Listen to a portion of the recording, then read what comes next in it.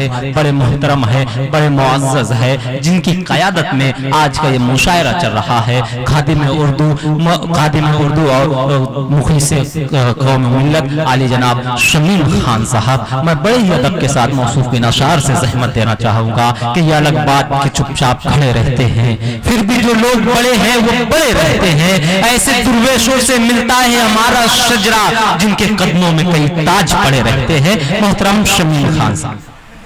अस्सलामु अलैकुम व रहमतुल्लाहि व बरकातुहू। वालेकुम अस्सलाम व रहमतुल्लाहि व बरकातुहू। स्टेज पर तशरीफ फरमा तमाम आलिम दीन, तमाम पॉलिटिकल लीडरान, हिंदुस्तान से चल करके आए हुए हमारे इस अलीगढ़वा इलाके के तमाम शायर, तमाम शायरा और मेरे सामने बैठे हुए मेरे बुजुर्गों, मेरे नौजवान दोस्तों और साथियों, मैं सबसे पहले दिल की गहराइयों से मुबारकबाद पेश करता हूं डॉक्टर अब्दुल्ला फैसल साहब को, जिन्होंने आज की ये शाम इतनी खूबसूरत सजाई है कि मैं कितना भी तारीफ करूं तो शायद उसके लिए मेरे पास अल्फाज नहीं है। दोस्तों,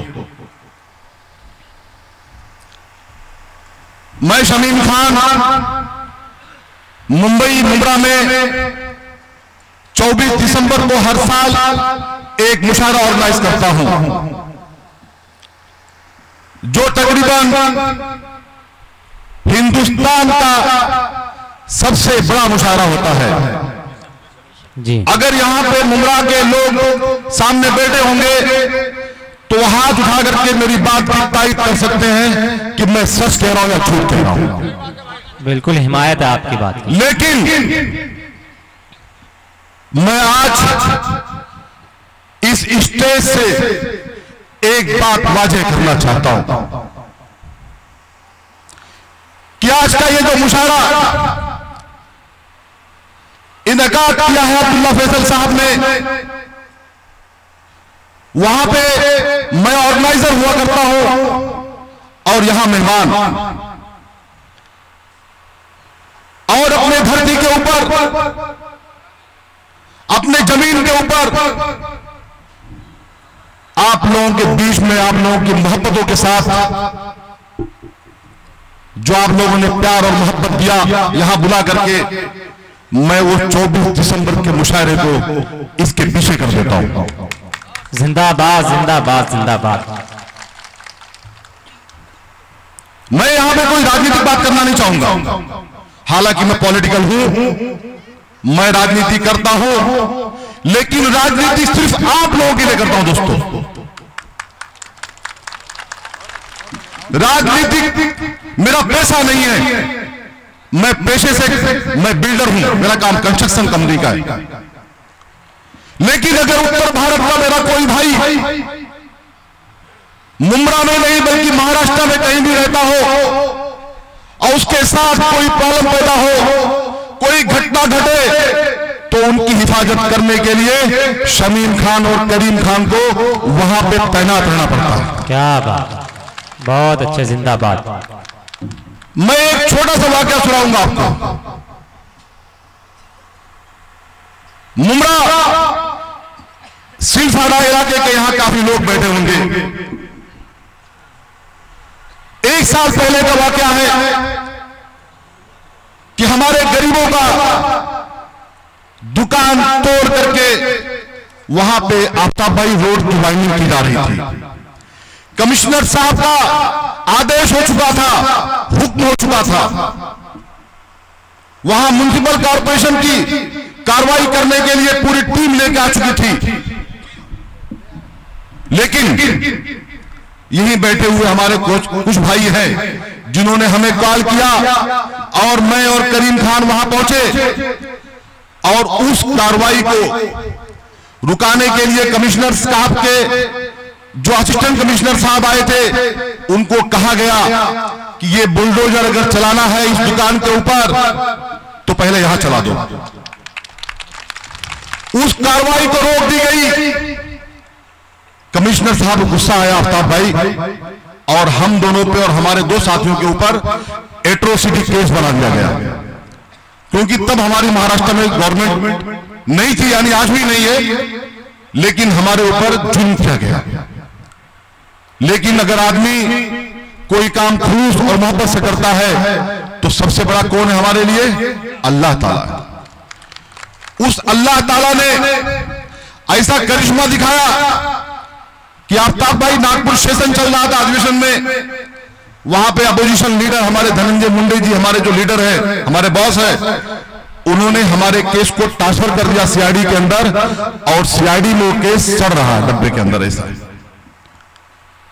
इस तरीके से मुमरा में ही नहीं, महाराष्ट्र में हम लोगों ने, हमारे नौजवान बच्चे हम मौजूद हैं, मैं उनको एक बात की हिदायत भी देता हूं और रिक्वेस्ट भी करता हूं कि आपके वालिदैन आपसे बहुत तमन्ना रखते हैं। उनकी एक सोच होती है कि मेरा बेटा कहीं भी बाहर शहर में जाए, हिंदुस्तान के किसी कोने के अंदर जाए, तो मेरे बेटे का नाम रोशन हो।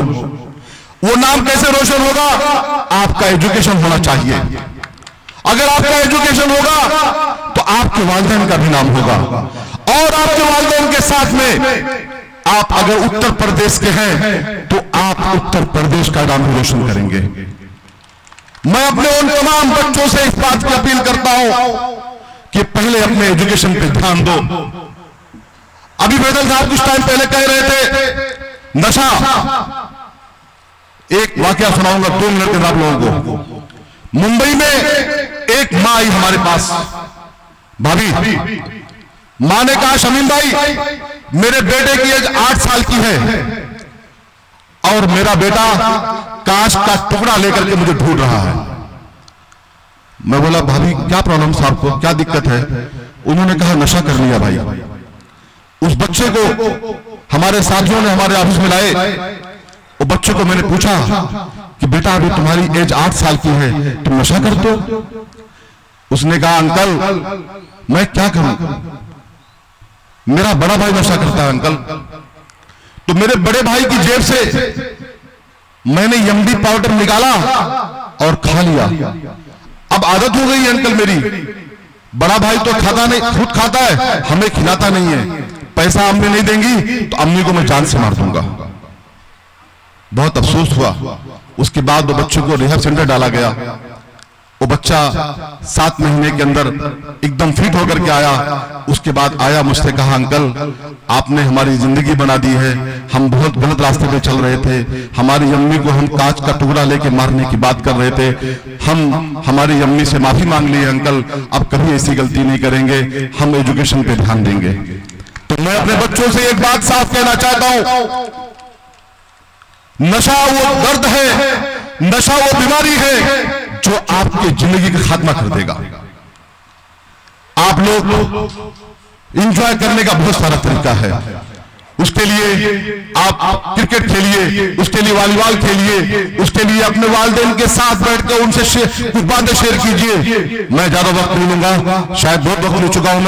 मैं फिर आखिर में आप तमाम लोगों को दिल की गहराइयों से मुबारकबाद पेश करता हूं कि आप लोगों ने इतना हौसला, इतनी मोहब्बत हम लोगों को दी है।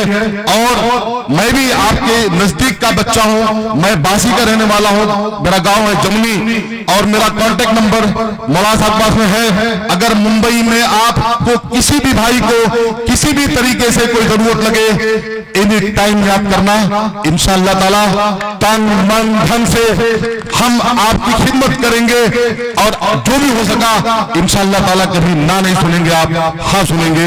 अब्दुल्ला फैसल साहब, मैं दिल की गहराइयों से मुबारकबाद पेश करता हूं। आप मुंबई में हमेशा शमा जलाते हैं, आज आपने शमा जला दिया है गौतम बुद्ध की इस धरती के ऊपर। मैं दिल की गहराइयों से आपको मुबारकबाद पेश करता हूं।